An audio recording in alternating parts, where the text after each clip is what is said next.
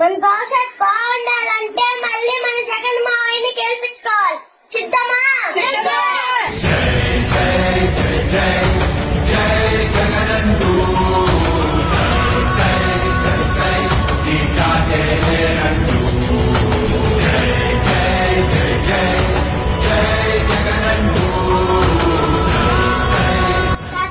Pension ఇంటి వద్దకి రావాలంటే ఫ్యాన్ గుర్తుపై ఓటేసి మన జగనన్నని గెలిపించాలి.